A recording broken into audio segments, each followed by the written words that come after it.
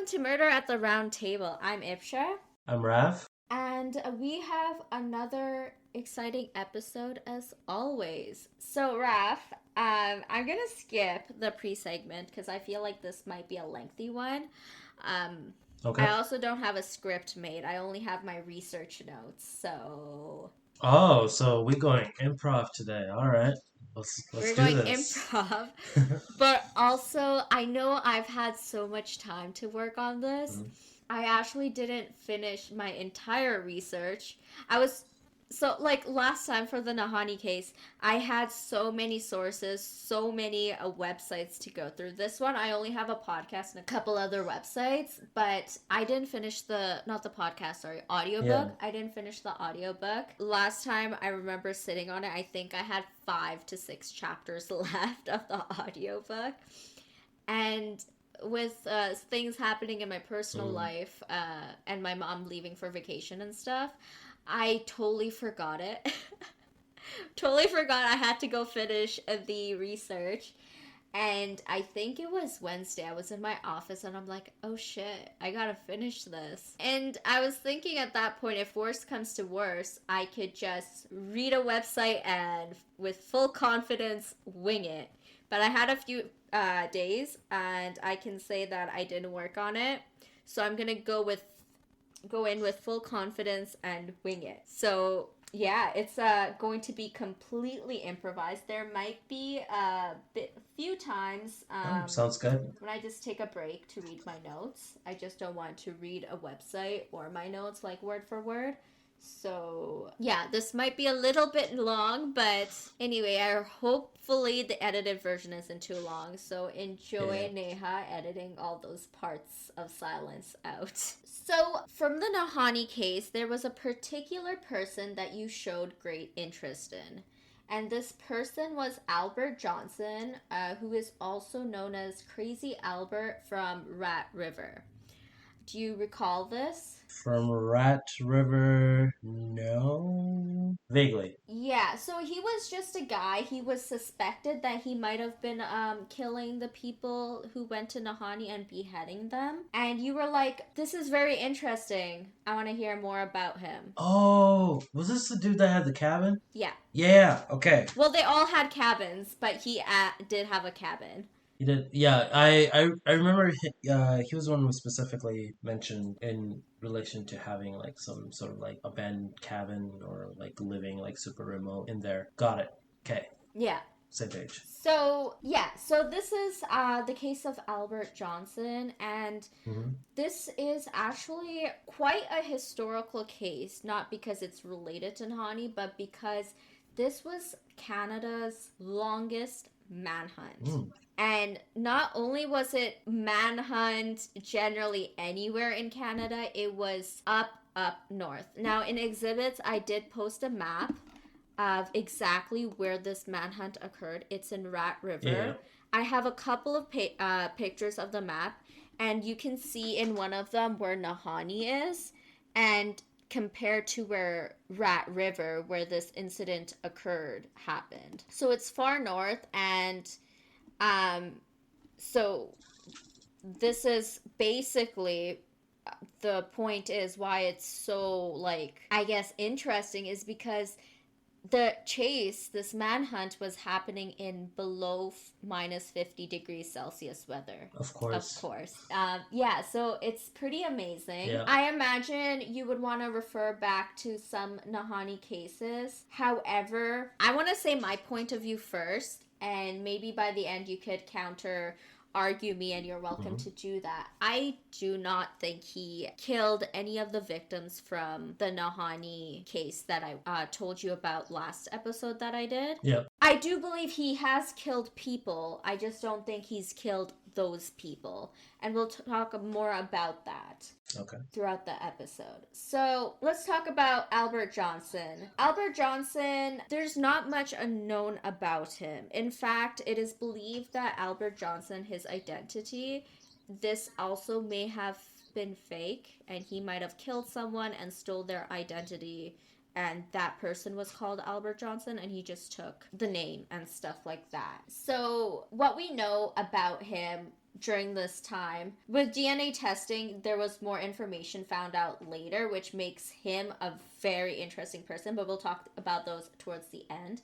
But so far at the beginning, he has blue eyes. He has a Scandinavian accent, which I want to mention that a lot of the victims of Nahanni were Scandinavian descendant. He's good with weapons, and people actually knew this. People that he's encountered or people who's encountered him knew this, that he was a great marksman. He had great marksmanship. He was about 5'9" and 175 pounds, and he had a very sturdy build. So he was built.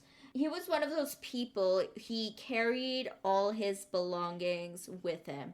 Yeah. So food, tent, whatever. He's like the hitchhiker, or not hitchhikers, just hiker peoples. They've carried their entire life with them. So when he was first like spotted in the northern area, that was kind of what people noticed, that he had everything with him. His age was suspected to be about like 35 to 40 years old, and he kind of was a loner. To be honest, his time in the Northwest Territories, he didn't really talk to people, he didn't really interact with people. He was very much a loner, and he didn't want people in his business.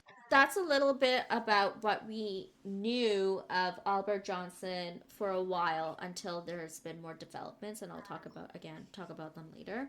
But now I want to tell you a little bit about living in the Northwest Territories during this time. So this case starts about in 1931, and kind of during this time, the Great Depression kind of took over.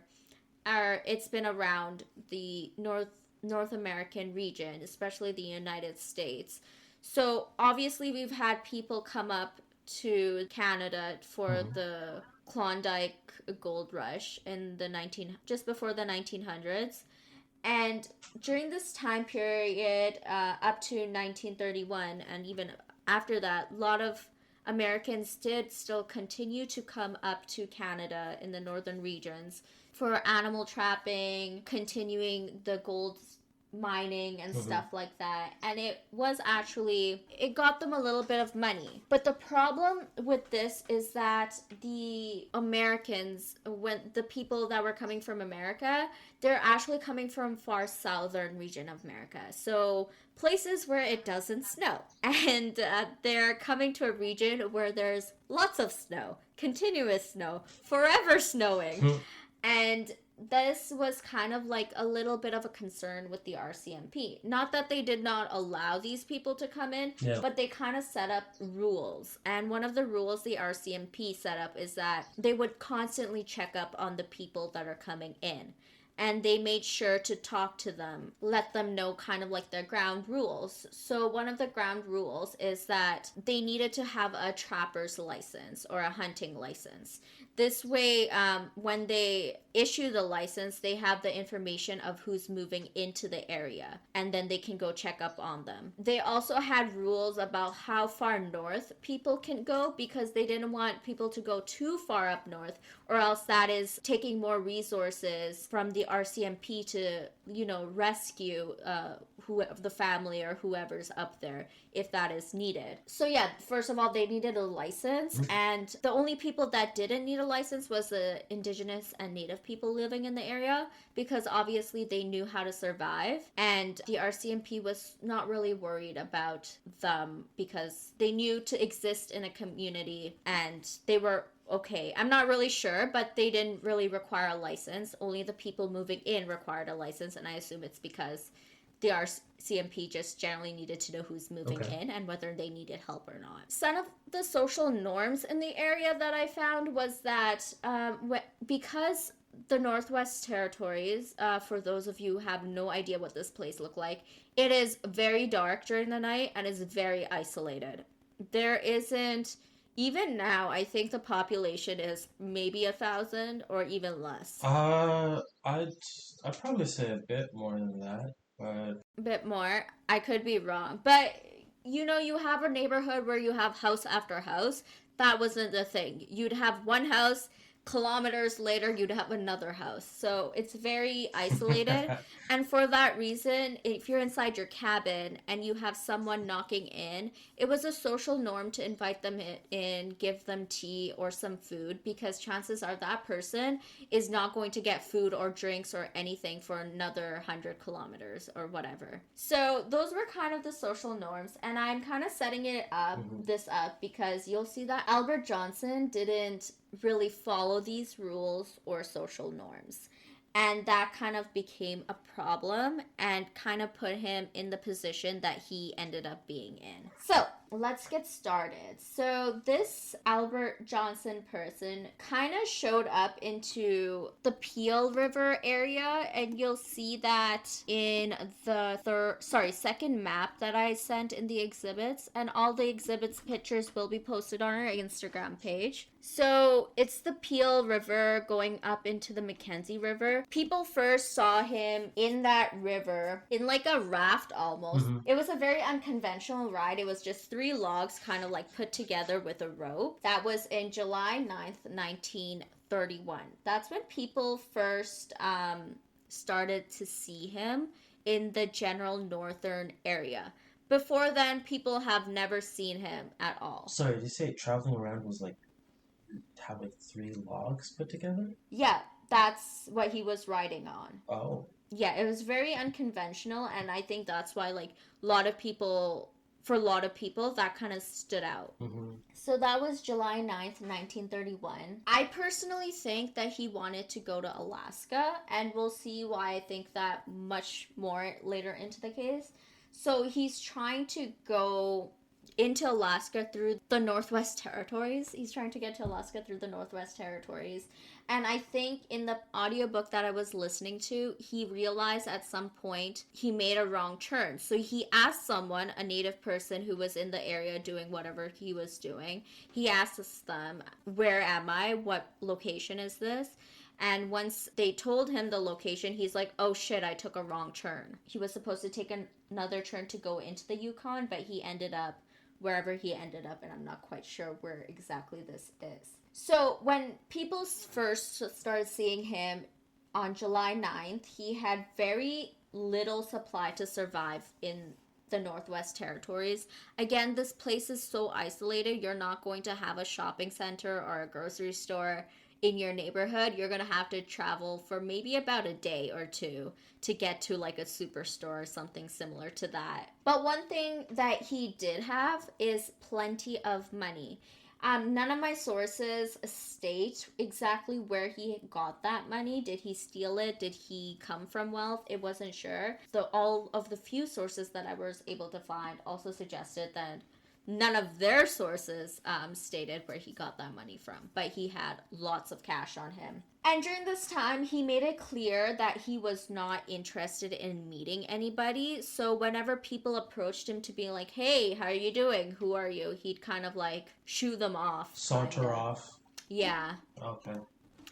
So he refused help from people, he shooed them off, just didn't want to talk to anybody. So like I said, people up north, they very much relied on each other's help, each other's advice, because Johnson was like shooing people off. It was very weird. People found his behavior weird, and he was kind of standing out like a sore thumb. So Johnson realized he got to the wrong place, and I think he was in Fort McPherson. Right, it's on the second map. So he was coming up Peel River, and he got to Fort McPherson. Fort McPherson was actually mentioned in the Nahanni Lloyd brothers case. One of the brothers did work in Fort McPherson. I'm not sure if he has met one of the brothers, but he went to the post there to grab some stuff. He brought a shotgun. He purchased a shotgun. It's a 16 gauge shotgun and shells. He picked up some food and ammunition. The way he purchased the food, it was kind of interesting because he'd pick up an item, he'd go to the counter, and he'd give them a $20 bill, and then he'd pocket the change. Then he'd go back and grab another food item, pay it with another $20 bill, and then pocket the change. So that's how. Does this man know nothing about taxes? I'm not sure, but that's how he was purchasing. And again, he Mm-hmm. stood out like a sore thumb because nobody really does that. And also because he had a lot of cash on him. Mm. So he did eventually buy enough food and equipment to get him through the winter. This was, I think, mentioned by the store, or like the people in the Mm-hmm. store and the shop owner. But he ended up purchasing $700 worth of supplies from the Mm-hmm. HBC post at Fort McPherson. So everything you've told me so far about Albert, just it sounds like a dude who just likes to make drama and noise. The funny thing is, he doesn't like talking. He doesn't talk a lot. And it's funny you're saying noise because that's the last thing he wants to like make. And you'll find more about this, but yeah, it feels like he wants to create some drama, and I feel like he wanted to make his presence known.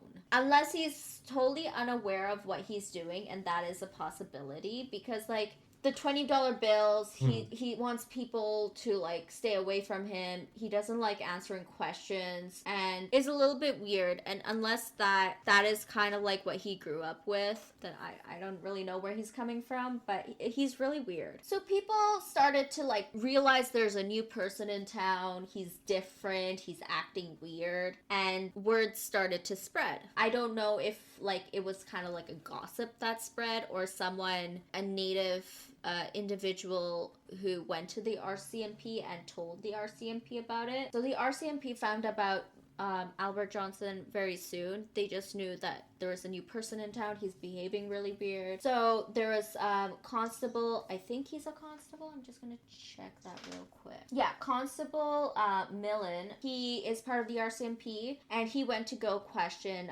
Johnson. Just a few questions. Again, they want to make sure like the people Mm-hmm. that are coming into the Northwest Territory are fully equipped to stay up there in the north, and they have information gathered about that person so they can like for any reason they can go help them and stuff like that. So Millen wanted to make sure that Johnson was ready to survive the harsh conditions of the Canadian Arctic. So he started asking questions about where Johnson was to like the local people near Fort McPherson.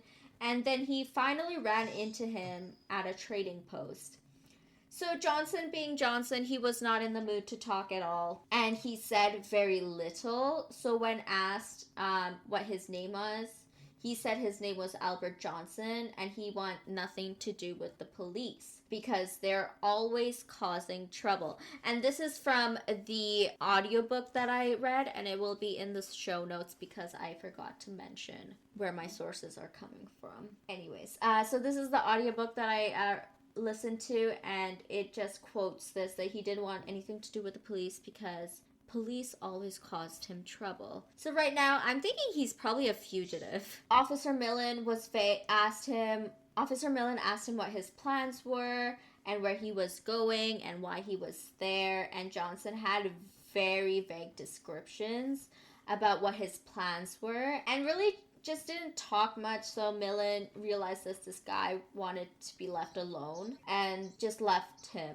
But before leaving, Officer Millen told Johnson to get a trapping license. So a lot of the people that are coming in to like trap animals and to make money, and they needed a license to do that. The only people that didn't were the indigenous and native people because they've been doing it for a long time and they knew how to survive.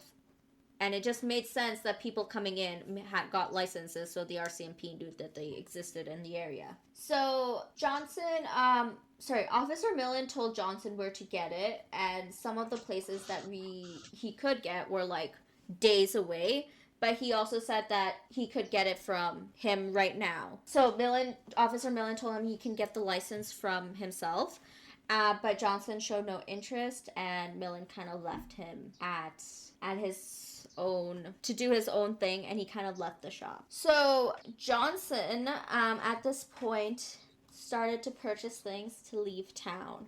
So again, he was kind of like carrying things on him. So yeah, he took the Peel River to get out of town, and he went near Rat River. So again, Rat River is up there somewhere near Fort McPherson. Yeah, Fort McPherson. So he's trying to get to Rat River, and when he gets to Rat River, he builds this cabin. It's a 18 by 12 cabin. It's 5 feet high, and he did an amazing job at building this cabin, which makes me think that he actually knows how to survive the winter and harsh conditions of Canada. So he did a great job of making sure that the cold stays out. Like I said, people would often stop by at people's cabins during their travels because it was kind of a norm thing that they would be served tea and stuff. But Johnson, being the person that he is, he'd shut them out and being like, go away. And oftentimes he wouldn't shoot the person, but he'd have the gun to threaten them from coming to his cabin at all. So people started to get sus of Johnson, and Johnson at this point started tampering with traps that were owned by Indigenous people in Rat River. For those of you who are listening in and are not aware of animal traps, so these traps are very much livelihood for people. The animals that they trap, they're for sold to get money or other resources to live, or they use the meat of the animal to cook and to eat. I know that sounds very gruesome, but that's how people lived and still do, probably in some places. So it was very much their livelihood for the Indigenous people, and having their traps tampered with was like a huge issue because they set up a big trap and all of a sudden it's ruined. Their heart, maybe they don't get food that day. Maybe that's like, think about like losing your monthly paycheck. That was what that was for them. So when deciding who this could be, the Indigenous people were like, okay, there's only one new person in town who behaves really weirdly, and he's not very friendly. Nobody wants to talk to him, and he threatens people with a gun. So it has to be this guy, Albert Johnson. So instead of confronting Albert Johnson, because again, he didn't want to talk to anybody, and neither was he open to that, and he also had a gun.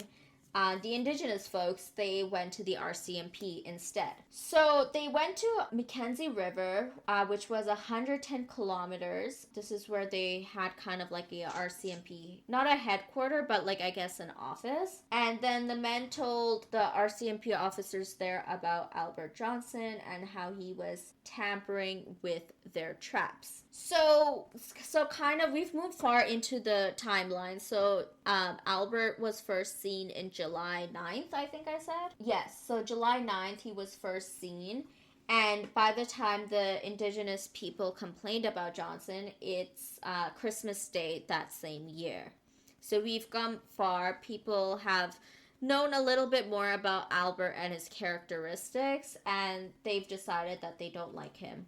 And on Christmas Day, the complaint was made. Officer Millen was there, and he told two other officers, Officer King and Officer Bernard, to go see if Johnson had a trapping license. So he's hoping that maybe he had a trapping license at this time, and maybe he was not tampering with it, and perhaps just figuring out how to trap animals, or maybe whatever the case was. He also sent the officers to see if the Indigenous people's charges, the reason why their accusations of Johnson's was true.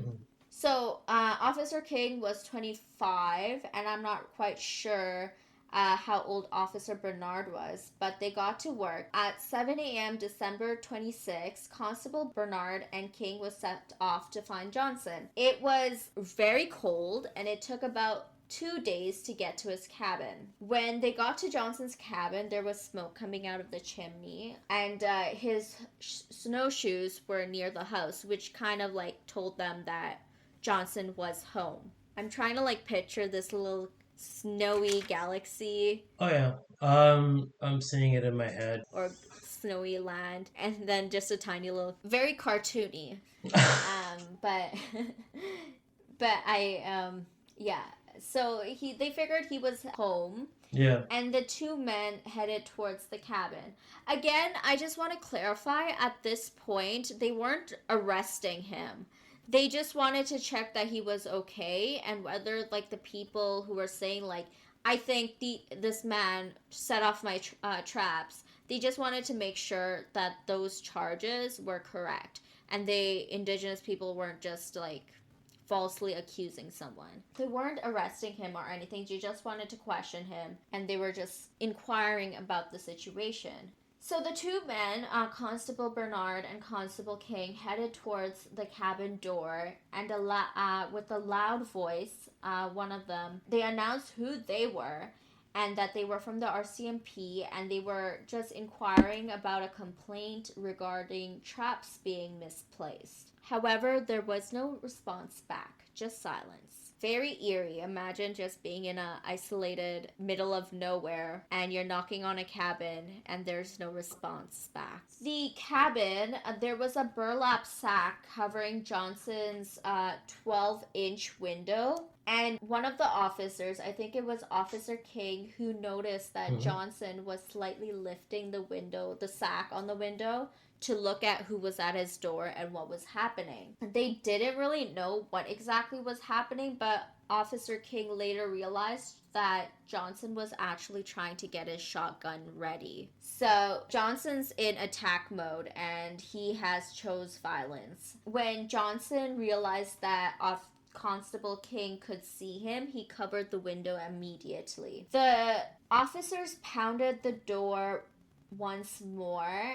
They announced their names and there was no answer. The officers actually waited around an hour, but Johnson had no interest in greeting them. The officers did find this behavior extremely odd, and again, it was not the norm, because, like, obviously, other people they invite whoever comes to their door in and offers tea, tobacco, or food. But that was not the case here. So the officers at this point realized they needed a warrant, and because there was no radio during this time, they couldn't radio in that they needed a warrant. And so they needed to head back to headquarters, and they needed a justice of peace, who at this time was also a RCMP officer, Officer Eames, who could potentially sign off a warrant, but that was going to take 2 days to figure things out. And yeah, it would take 2 days for them to go to the headquarters, get the signature, and 2 days to come back. But again, they had little choice, and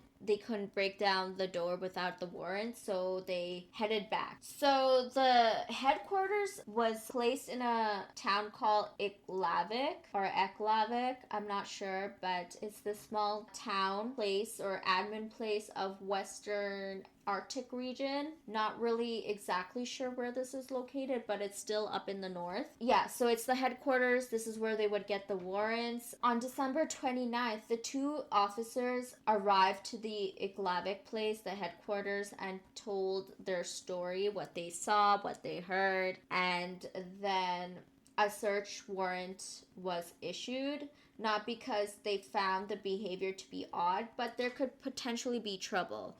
Like, they don't know if Albert Johnson is in a really bad mental health space, which was very common because you're in an area that is so freaking cold and isolated. People tend to lose their mental stability in these areas. I haven't talked about it in the case of Nahanni, but there were some victims who may have lost their mental stability, and if I ever cover that in those cases, we will definitely hear about it. So a search warrant was issued. Constable McDowell and City Chinley accompanied Constable King and Constable Bernard back to Johnson's cabin. And then Officer Ames, who signed off on the search warrant, he actually made sure that the men were properly equipped. Are you ready? It's a lot. It is a lot. That's why I'm asking, are you ready? Okay, hit me. Okay. Let me just take a sip of my water. Remember, it's the longest manhunt. If this is a lot for you, it gets worse. Oh no. So, like, I'm assuming that it's the longest manhunt because This guy's just really good at living remotely. It sounds like it had quite the strategy. And well, what you said, like, way earlier about, like, feels like this guy's a fugitive, Hmm. I gotta agree with you on that one. There's points where Jeez. I'm like, this guy's a fugitive. Then I'm like, no, he's not. He's something else. And then I'm like, oh, he's a fugitive. But it goes back and forth. And I truly, nobody, I can tell you this, Ralph, spoiler alert, but nobody really knows who he is and what his Mm, background is. 100% a spy. Boom. Money on the table. Okay, how much money are you gonna put? To be negotiated later. Well, we don't know. I can promise you that we don't know. Okay. The four men left Iklavik December 30th, and they had two dog sled Mm-hmm. teams. They actually got to Johnson's cabin the next day because they actually rushed getting there because they kind of wanted this to get over because they wanted to celebrate New Year's Eve that was hosted by the Hudson's Bay Company that year, and it was the event of the year, Mm-hmm. so everybody wanted to be there. Yeah, it was the party. So at the cabin, Constable King took the lead because he's been there, he knows what to do. The other officers, they kind of took cover near the riverbank near Johnson's cabin. So they were they were far away, but not so far that they couldn't see what was happening or act as backup if that was even necessary. Okay. Yeah, so they wanted to be home by New Year's Eve to celebrate New Year's. He kind of placed himself by the door in a way that he wasn't absolutely vulnerable in case, because he knew Johnson had a gun and he didn't want to put himself in a place where he would be compromised. So he kind of placed himself on the side, but I'm not quite sure where his body was in location of the door, but it was definitely not in front of the window because he knew Johnson was looking out the window. He called for Johnson twice and he knew he was inside because, again, there was smoke coming out of the window or the chimney, Mm-hmm. and the snowshoes was around the house, so he knew that Johnson wasn't. He didn't leave the premise. King announced that it was the RCMP, and this time they had a search warrant, so they would be breaking in if Johnson chose not to open. Without saying anything, again, Johnson doesn't talk, he fired his gun from inside the cabin, and it was at the direction of King. The bullet ripped through the door, and King felt a very strong burning feeling in his chest, and he just fell right to the ground. Okay. One down. Not quite. The other constables were in shock because they didn't expect it, and since they were in cover or hidden in this riverbank, they knew if they came out to help King, they would also be shot. So McDowell had to distract Johnson to help King before he died, or Johnson fired again at King. So Constable King, he's alive at this moment, and we'll talk a little bit more about his wounds, I think. But he wasn't struck directly in the heart. You have to remember this is like the 1900s shotguns. If it goes off, it's like a big, huge blast. There's like fire Yeah. coming out. Constable King did feel the burning sensation, I'd imagine, from that. I'm not exactly sure at this point if he was hit or not. So Officer McDowell took his rifle and fired at the cabin twice to get Johnson's attention away from King, who was very critically staged at this moment. Luckily, the plan worked and Johnson started firing back at McDowell, which gave King some time to get away from the cabin, find a place hidden away from Johnson. King was in pain. However, he did manage to get up and run to McDowell and slide down to the riverbank to join him. This is the point where McDowell realized how badly King was injured, and it was currently minus 42 degrees Celsius. So at this point, because with injury and the fact that it was extremely cold, Officer King had a good chance of going into shock. So McDowell knew that and wanted to save his life before he died, so they had to travel back to Glavik as quickly as possible. Again, it took 2 days, but McDowell didn't really want to delay it. And again, McDowell thought it was irrelevant to go after Johnson because clearly they required more force to go after Johnson than the four men and the dog team that they had. So his decision was to take Officer King back to Iglavik for treatment because they thought that there was potential at this point to save Officer King than to go after Johnson. Yeah. So Officer McDowell's age was 23, and I guess it's more nighttime because the weather falls down to minus 67 degrees Celsius, and yeah, they had to make the trip back in darkness, and at points they would have to lift the sled up a little bit to get. Sorry, did you say minus 67? Yes, minus 67 degrees Like a Celsius. 6 and a 7 and in Celsius? Mm-hmm. The fuck? Oh, boy. We're way up north, Raph. We're way up north. What?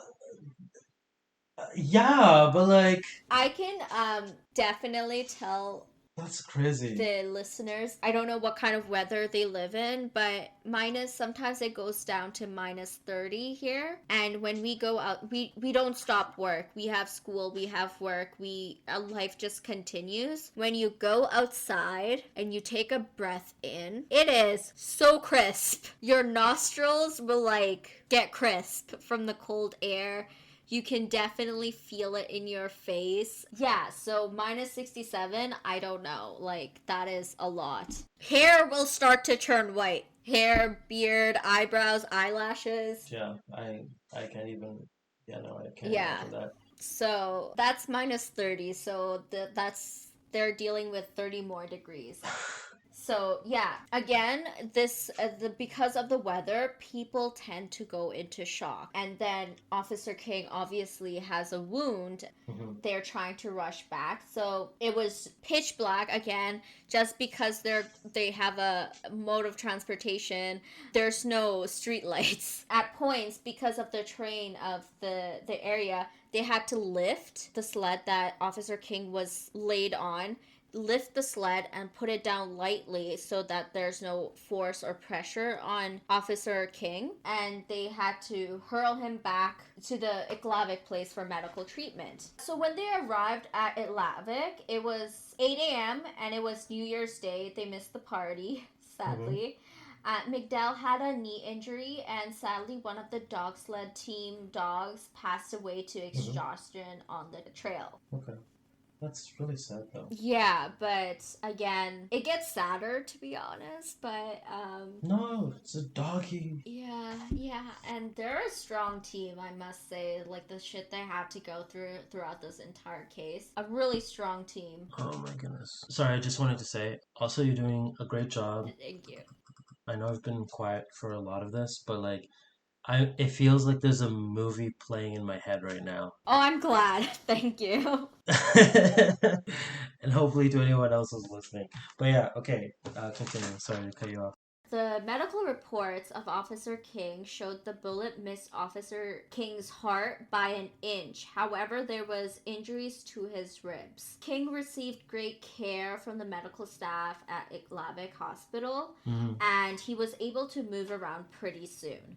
So, Albert Johnson, he's in trouble. He shot and injured our RCMP officer, which is an offense of its own. So, I'm sure in other countries, assaulting an officer of any sort, of any rank, is probably a crime as well. But even in Canada today, hurting an officer, injuring them, assaulting them in any way, shape, or form is a great offense. So, because he committed offense, the RCMP needed to get to Johnson urgently, and he was actually a bigger target than he was before. Again, before, they just wanted to talk to him, see if he was okay, but now he has committed a crime. So it is punishable by law to assault a officer at any rank in Canada. So when I was doing my research and I was going through blogs, a lot of people's opinions were based off of just what the blogs said, and sometimes the blogs were very vague. So it could be argued, and a lot of people have made it this argument, that all of this could have been avoided if the RCMP left Johnson alone. But I would argue that the RCMP had reasonable doubt to show up to Johnson's cabin to check up on him. Because the circumstances of living in the north region of Canada. So what is your opinion of that? Oh, just like the whole thing now, or Yeah, whole thing so far. Do you think like the RCMP would have been better off leaving Johnson alone, or oh God, no! Like they were doing their job. It is what it is. Johnson is acting like an extreme version of the guy who yells at people getting on his lawn. yeah? But he's not yelling. He's not saying a thing. Yeah, yeah. Except he, that's true. He's not yelling, and his gun's not pointed up. It's pointed straight forward. No, I honestly, I can't fault them. They had to do, What they had to do, uh, yeah. yeah, what they had to do. Just maybe, a bit more preparation next time, but we'll see. Uh, so now the date is 1932, January 3rd. And the news of Constable King's situation and the shooting spread across Canada and the Canadian newspapers. They had a radio system. It wasn't really like a radio system to like relay from officer to officer. It was just one radio system up north, and it would just relay news from across the globe. That was kind of their form of entertainment back then. Yeah. So the news got relayed. A lot of people knew. Inspector Eames, the person who signed off on the warrant, knew he had to get to Johnson quick. However, he himself was not able to leave where he was posted because of limited officer of his rank, I assume. And also the dog teams, they needed some rest as well. Obviously, one had passed away during the trip back. So Eames knew he had to get a much bigger squad in order to get to Johnson.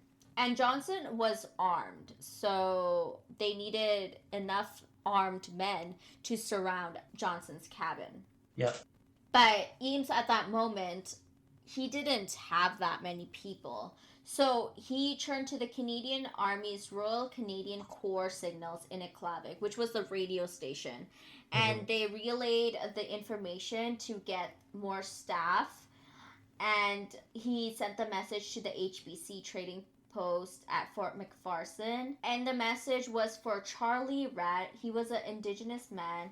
He wanted Charlie Rat to meet him in order to discuss how to get to Johnson. And then the other message that was sent out was for Officer Millen. He was also told to go to Rat River, and he was chosen for this case because he had first-hand encounter with Johnson. So yeah, they're building up a team. Because the news was spreading, a lot of Indigenous men and trappers in the area also volunteered to help catch Johnson. Again, he was kind of seen as a menace to them, so they were like, you know what, we'll do it. So right now, it's Johnson on one side, and there's a team of over 100 men, including officers and Indigenous trappers and hunters who were trying to catch Johnson. So you'd feel good about this, but hang on. So it's Hmm. January 3rd. Oh no. It's January 3rd. This is fucking crazy. This is January 3rd. After Eames set off a squad of 8 men to guide to Johnson's cabin, which was 130 kilometers.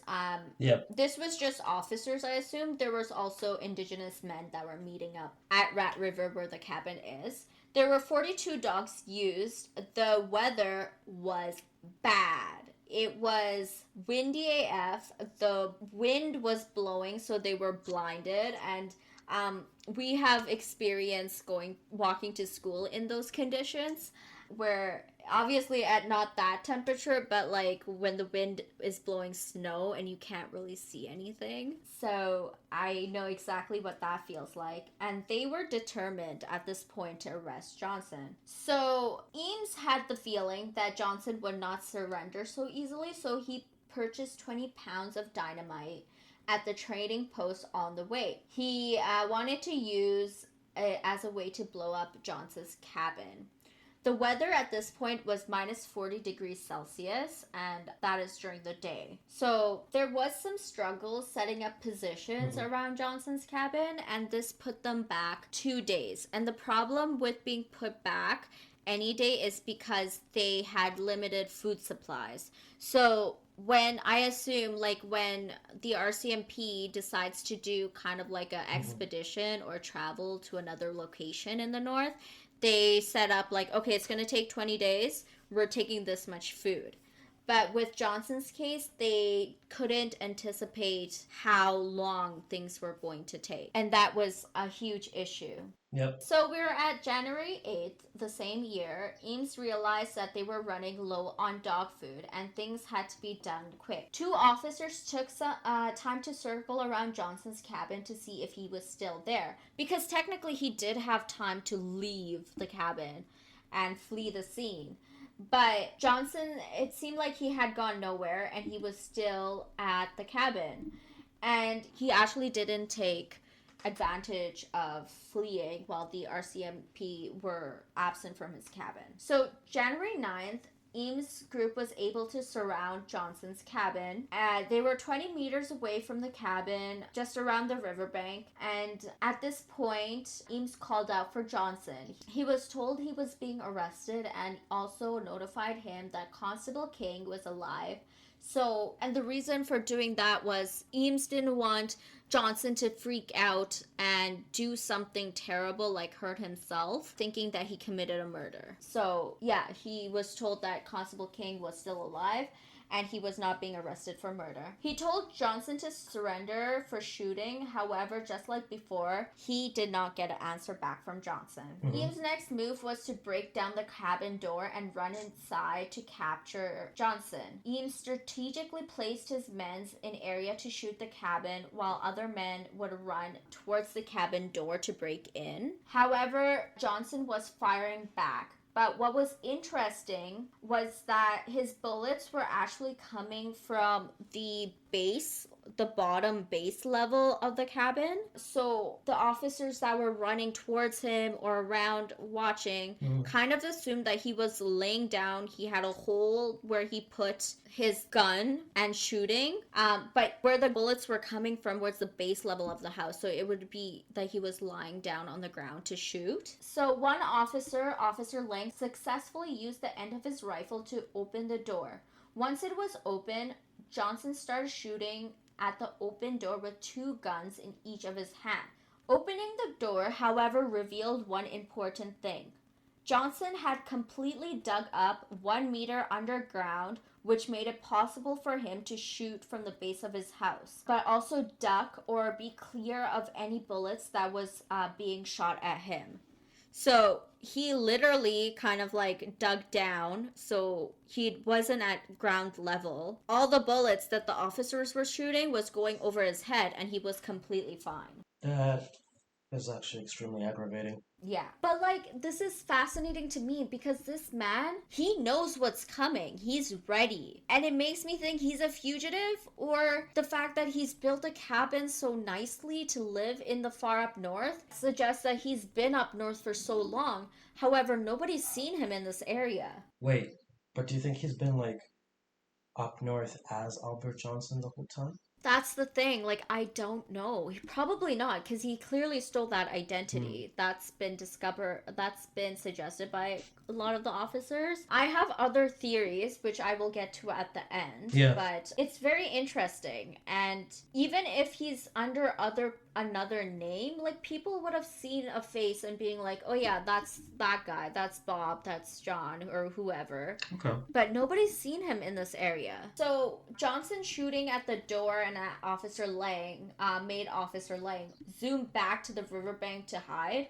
And once he did, he reported Eames about what he saw, about the sunken floor, and that Johnson had a lot of weapons, and which was 2 automatic pistols. Once Officer Lang left, Johnson at this point was able to close the door again, and the weather at this point was 42 degrees Celsius. I love the audiobook because it constantly updated on what the weather was, and I'm like, fuck. So at night, the team had to find a way to stay warm because, again, they're out in the wild. Johnson's inside. He's having a blast. He's in a cabin in a cozy place. And sadly for the officers, their supplies are actually running extremely low. So yeah, Johnson was at advantage. He had this cabin and he wasn't letting anybody in, regardless of the weather. Oh, full on fortified castle style. Okay, so do you think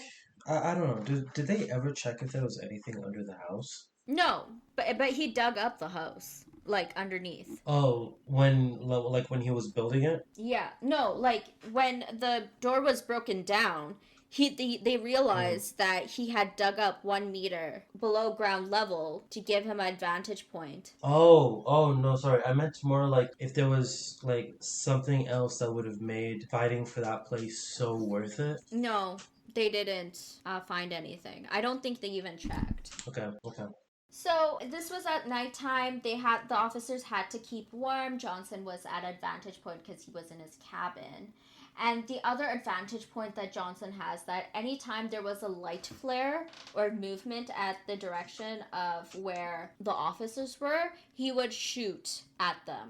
So it was kind of blank. He wasn't really sure if he was shooting at someone because it's so dark. So at 9 p.m., Eames realized, based off of the interior, the fact that Johnson had dug a hole to not get shot and shooting at him was kind of pointless. So the next step that he took was the dynamite. So he purchased 20 pounds of dynamite. The men tried to lodge a dynamite at the cabin. However, it was not effective because of how cold it was. They weren't able to unfreeze the dynamite and they were kind of frozen itself. So it wasn't as effective. And by 12 a.m., the flares run out. Officer Lang, with the help of other officers, were able to lodge a dynamite stick into Johnson's cabin, so his cabin rooftop. It did blow a hole in top of the roof, but our man, Albert Johnson, he remained unbothered, and he had so much ammunition that he was using it on the officers. At 3 a.m., Eames was done. The supplies he had, they were running low. He was not having it. It was January 10th, and he was like sick and tired. So Eames took the last 4 pounds of dynamite, tied it together, and threw it at the cabin. At this time, the cabin actually went down. The roof blew off, the door went flying, and the walls actually caved in. Eames and his men assumed that the blast would shake up Johnson in some way. But however, when an officer went to go check on Johnson with a flashlight, Johnson greeted him with gunshots. So Johnson's thriving. He's not losing this one. Apparently. The operation was called off at 4 a.m. As the group left, they looked at how badly the cabin was caved in, but they also knew that Johnson was in there. In Mm-hmm. fact, they could hear Johnson laughing. Wahahaha. Yep, they could hear a slight little giggle and a laughter. He's having a blast. So, Johnson at this point needed to know that he's got to leave. And his best way to leave was by land. And, like, honestly, didn't have any other method. He grabbed his camping supplies and all the food that he was carrying and headed towards Yukon border, which was 160 kilometers away. The audiobook that I was listening to, again, it's all listed in the show notes below. His goal was to go over to Alaska, because if he gets there, the authorities, the Canadian RCMP, they would not cross over to Alaska to arrest him. So I think his goal was to go over to the next country. The news of the manhunt and Albert Johnson was blowing up like crazy. It's January 19th, 1932. A new group was assembled. Yeah, so higher up sent one officer and a trapper to make sure that he was okay and still in the cabin. However, Johnson was long gone. He was in the middle of the Arctic, and he took advantage of the blizzard and the snow. So he was walking directly in the direction where the blizzard was coming from, because this way his footsteps would be covered by the snow, or his snowshoe steps. This actually brought him more time. How? I have no clue.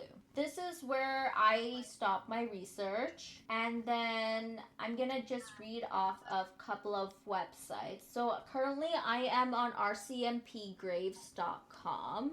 There isn't a movie about this guy out yet, is there? I would not know. Probably. Okay, because literally everything you just described, was like a full like movie setup and scenario. Like, geez. Okay, so I think I have an idea of what's going on. So are you ready? Okay, ready. So Constable Millen and the Mm-hmm. indigenous trapper, they went to his cabin, but they didn't find him there. But Constable Millen was able to find Johnson's trail. So with the police team that eventually caught up to them, they actually found a trail, and then at some point another indigenous man said that they heard gunshots in the forest somewhere, or maybe Constable Millen heard gunshots in the forest somewhere. They assumed that this was Johnson, because who else would it be up this north hunting for food. So they went the direction, and they actually found a dead caribou that Johnson killed, and soon after they found kind of like a campsite. So it was late in the day, and the officer team, Millen and his team, decided they wanted to rest a little bit. I'm not quite sure. The website says it was January 30, 1932. So the next day, January 31st, 1932, it was minus 38 degrees Celsius. And Constable Millen and his team, they actually tracked down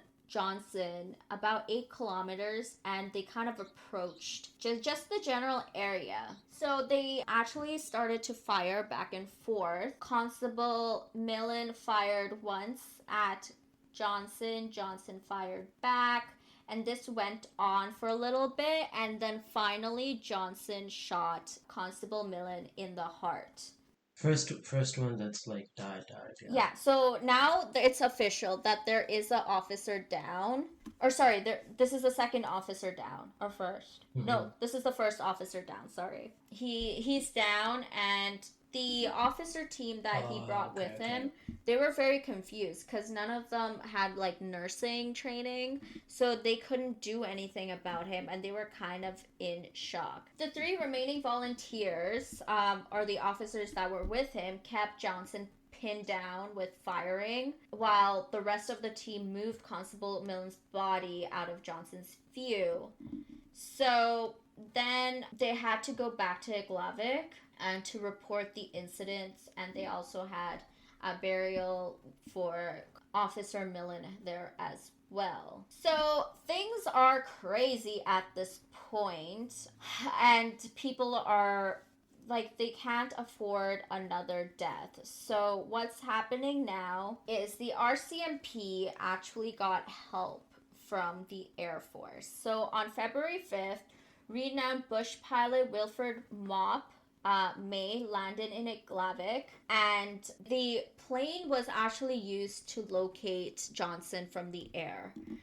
And at this point, what was found that the police actually received something really interesting, is that Johnson had crossed Richardson Mountain. And Richardson Mountain, I understand from reading the reports, is actually a very, very scary mountain, and it's vertical. So if you remember from the Nahanni episode, another person climbed a mountain vertically under harrowing conditions, which was May Lafferty. So yeah, and this is another person to do it. I don't know what mountain she climbed, but this guy climbed up a mountain vertically, and he's constantly doing this. Like, this is just one report of it, but he's constantly climbing up and down mountains and cliffs under scary cold conditions. On February 14th, the MOP May actually spotted Johnson where the Eagle and Bell Rivers join, and this is the Canadian Encyclopedia.ca. The fog kept May on the ground for the next 2 days, but Eames led a party of 11 men, including a bunch of officers, up to Eagle River. So now that they have like air control and somebody to spot Johnson, it was much easier to get to Johnson and his location than to be like finding position, finding tracks. On 17th February the same year, May was able to take flight again. I guess the fogs calmed down, and Johnson was actually found near a frozen river. So Johnson, at this point, he was surrounded, and there was a lot of gunfiring going on. He was told to surrender. He was surrounded. Johnson used his backpack as a way to cover the gunshot, but Johnson did get shot. He was on the ground. So you know how in movies you see like the military people, they're on their stomach with the gun? he's on the snow with a gun like that. So some people say that he got shot in the, some sources say he got shot in the spine. I'm not really sure. Actually, I honestly don't know how he's positioned, but he either got shot in the spine or the kneecap, but and he was actually shot several times, but that last shot kind of did it for him. He was dead. Ends the manhunt. He was dead. He was taken back to Glavik, where he was buried. On him at the time, Johnson possessed $2,410 in Canadian money and $10 in make American currency, 5 pearls of low value, and a small amount of gold, which included piece of dental work. There was no identification found on him or in his cabins. His fingerprints matched none of Canadian or American police files, and his identity his identity remains a mystery. So, the Mad Trapper, there has been numerous films, books, and articles made, so yeah, we could probably look into watching a movie. His body was exhumed for DNA in, I don't know which year, like at the point where DNA was a thing, and it was found that he was either American descent or Scandinavian descent. I think in another source that I found, he is Scandinavian descent. And some other things that were found, that he had blind rage symptom. So in the DSM-3, the blind rage symptom is characterized by violent overreaction to physical, verbal, and visual insults, amnesia during an actual period of violence, abnormally great strength, and specifically target-oriented violence. So that's what he had. He also has cerebral palsy, I believe. He has something else. I don't remember. But yeah, his identity really kind of remains a mystery. Like, where did he come from? Where is he going? What is he doing? The 2 pictures, this one you might find interesting. The 2 pictures that I sent is of his dead body. The one where he's smiling? That's him dead? Mm-hmm. Yep.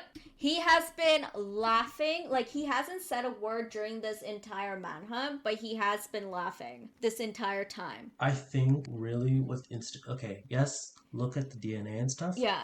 But what they really should be doing is somehow getting blood samples and also looking for the super soldier serum. I'm telling you, it's in there. If it ever existed in anyone, it would exist in this guy. Maybe. So, forgetting what exactly he had some spinal cord. I'm thinking cerebral palsy, but it could be wrong. But anyway, with that, traveling the distance in the conditions of Canadian Arctic is amazing. But I don't think I would refute your initial statement with this guy. I'm trying to find his forensic. Because, yeah, I see it now. I don't actually see him as a person who just, like, cut people's heads off for no reason. Okay. Oh, sorry. He suffers scoliosis. He had undergone sophisticated, expensive dental work for the period, which was another thing. Like, because he had such expensive dental work done, I thought, like, maybe he's from a rich family. And result of oxygen isotope result conducted suggested he spent his youth in American Midwest. So, okay, yeah, like I said, there was moments where I'm like, yeah, he's a fugitive. No, he's not a fugitive. He's just a rich guy. Then I'm like, okay, so, like, but he knows how to survive the Arctic. Like, what is happening? Mm-hmm. My theory is, I don't know if it works with, like, age and stuff, but he died in his 30s. That was in the report. I had this feeling, like, what if he's, like, someone who tried to go on the expedition? Again, we don't know exactly what his age is. The Klondike Gold Rush? I'm thinking, what if he was a little boy during that, and he went with someone? A lot of things happened to the people who were traveling to the gold rush, right? Like, they got lost, they went mental, okay. They died. And he was someone in that gold rush. Yeah, it sounds like a chill upbringing almost. But with age and stuff, it just doesn't make sense. But I'm like, how else would he know how to survive the Arctic? Oh, Yeah, or like you suggesting like maybe he was like a wild child, like the ones that like an accident happens and then you end up in a situation where you're a kid growing up in the wild at some point, and that's when he could have picked that up. Yeah, so that is my theory.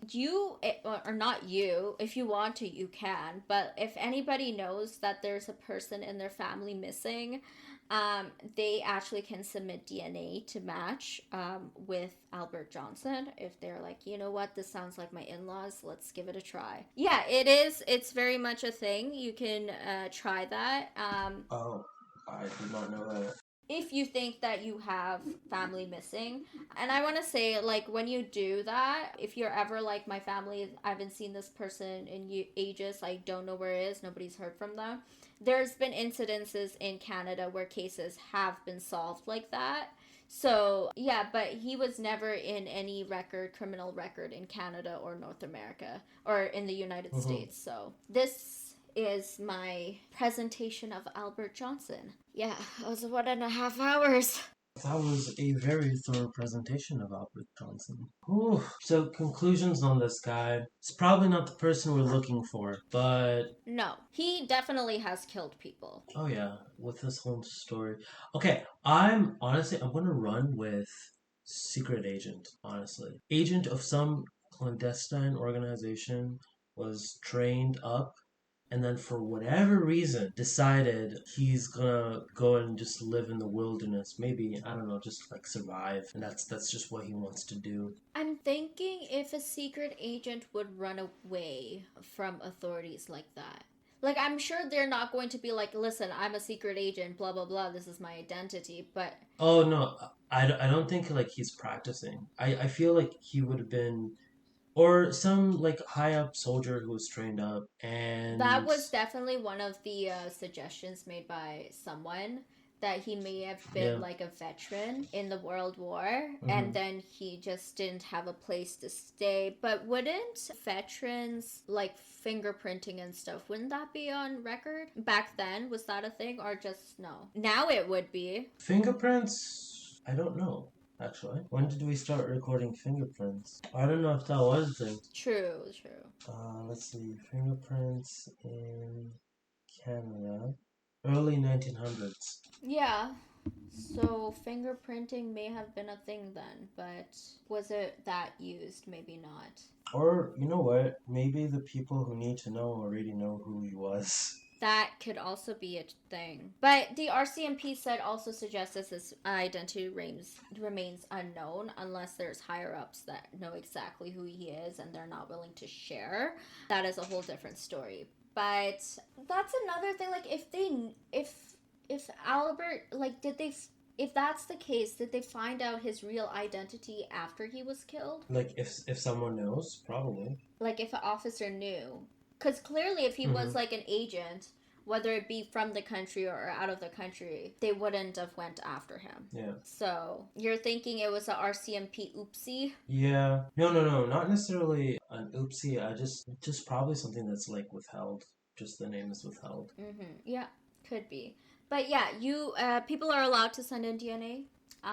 As far as I know, that I've read on websites, there was a lot of suggestions that Johnson may have been mute or deaf. However, he did talk to Officer Millen, so he can do both. So, but he did have mental health issues, which was discovered. I don't know Hmm. if it was suggested, but those kind of feel like they would align up. I do agree with, like, maybe he was a veteran and then because of PTSD he kind of lost stability. So yeah. Okay, the last thing I wanted to ask you. So this man, he climbed up mountains that were vertical. So did May Lafferty. Hmm. Yeah. When these two cases come together with Nahanni case, a lot of people suggest that spirits that exist within Hmm. Nahanni kind of possess people who are isolated or alone Yeah. for long periods of time, which gives them this supernatural ability to climb up mountains that are vertical. What are your thoughts? You did mention super serum. Do you think May Lafferty also had the super serum? Yeah, that would make sense if he's a veteran, right? I would see that as like a most likely reason too. No, just he's good at rock climbing.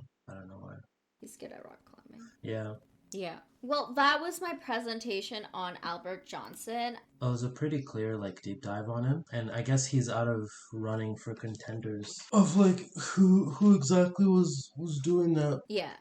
Thank you for joining us today. I will be taking a break from covering anything from Nahanni just because like these episodes do take a longer time to research and I just don't have the time on me right now, but I do not want to stop telling the stories because they are fascinating and there are a few stories that tell the culture of the indigenous people that lived up there, the Naha tribe. So I do want to tell those stories at some point. However, for the next little bit, I will be taking a break from Nahanni and talking about smaller cases that intrigue me. Other than that, be sure to subscribe, to follow, to like, to DM us. What are your thoughts? Who do you think Albert Johnson is? Are you related to Albert Johnson? And give us all the tea. But till next time, we are signing off. Have a wonderful rest of your day. Peace. Bye. Awesome. Bye bye.